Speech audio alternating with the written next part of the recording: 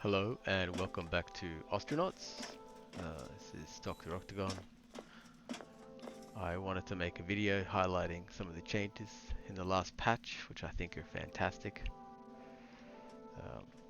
Gonna fix up a ship to show you what I've done.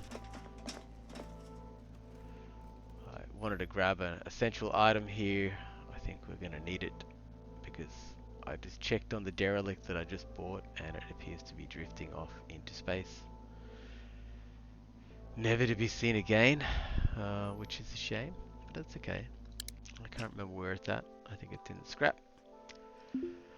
But I want to look at the price of the ship before I start fixing it up. I'm going to do a few things.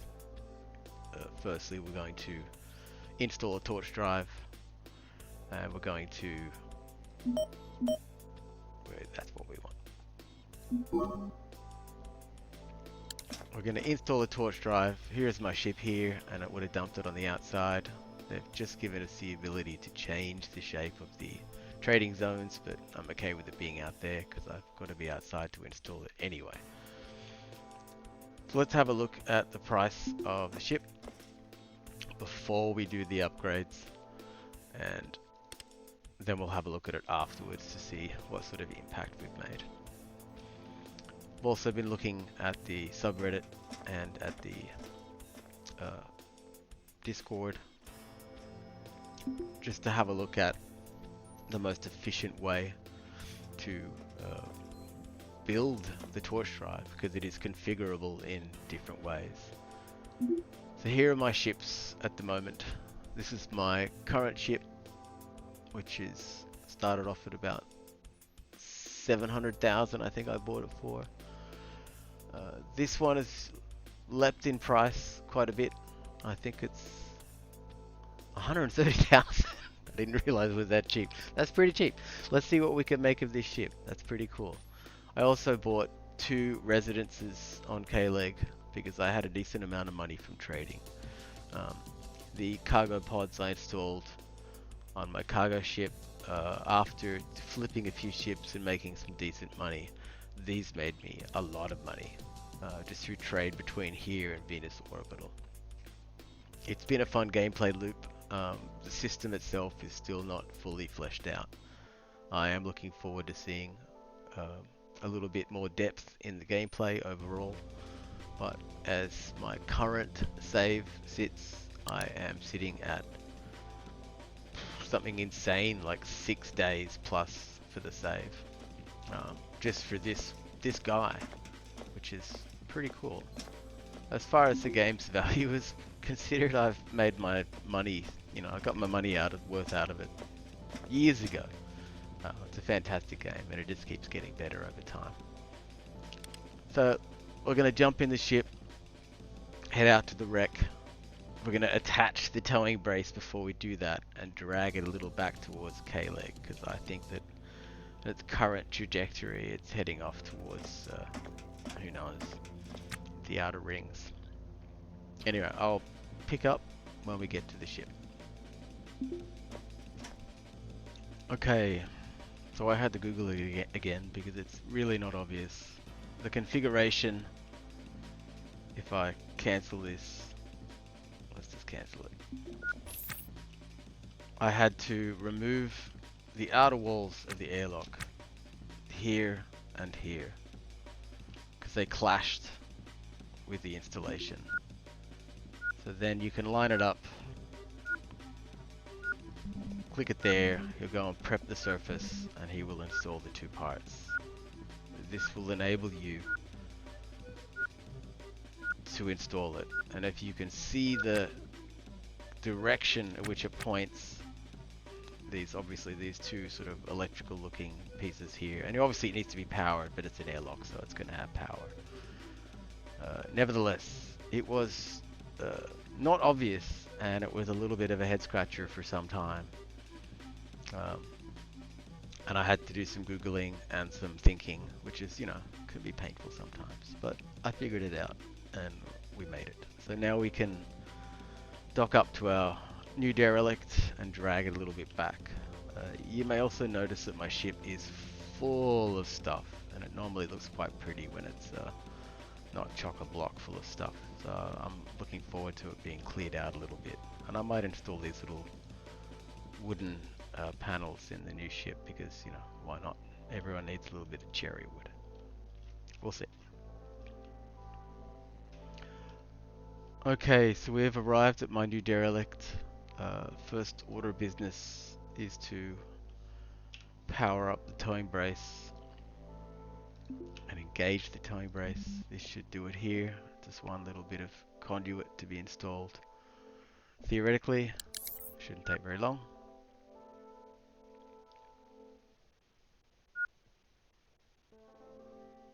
Now we're active. Can right click it and secure docked vessel.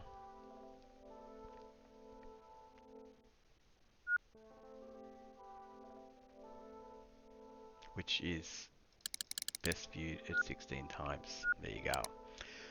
It gives you a visual cue as to whether or not you're docked or not. Then you can tow it safely, which is nice. We'll jump in the nav station.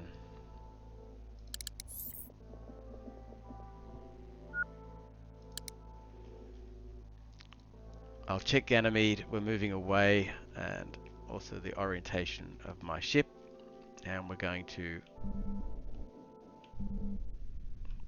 back it up a little bit.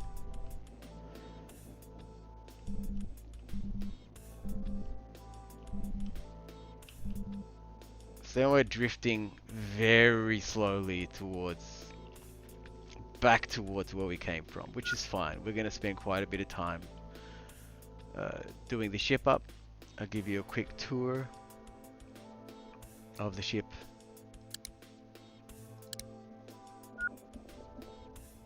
It is sealed as far as I know.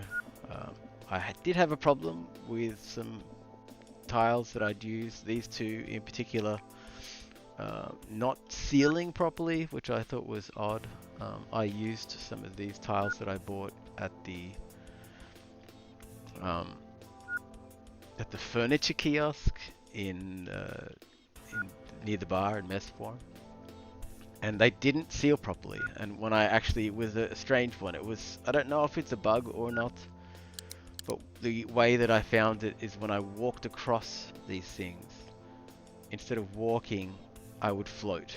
You go into the free floating animation, and it was the only way I could determine which tiles were the ones that were damaged. It was a little frustrating. Even Cord turning on the red, they did not show as dark red like this obvious thing here. I'm not sure if it's a bug or what the problem was, but I uninstalled and I put different tiles in, and it seems to be sealed now. I believe I could go and install this. There is a battery down here.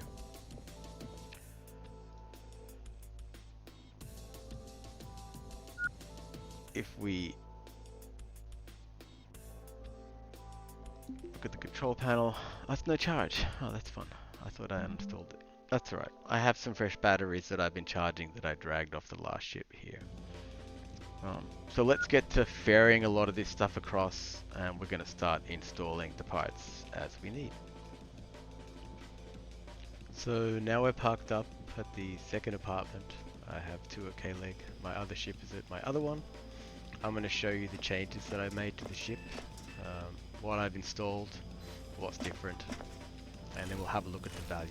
So it's the idea of ship flipping and what I try and do to increase the value.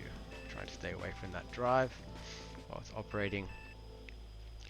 I added to this section here so I could accommodate some tanks and my RCS drive.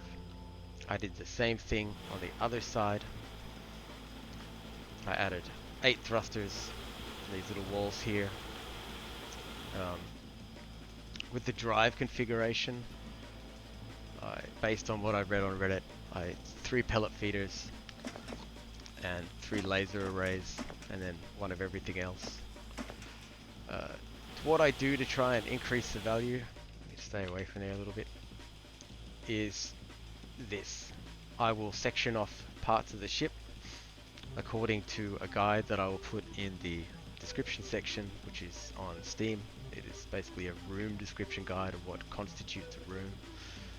Each time you add a room, it'll add to the value. It has a value multiplier.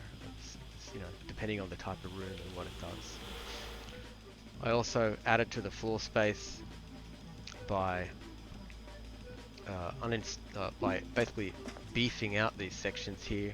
This was cut in. This was the original wall. I added floors on the outside.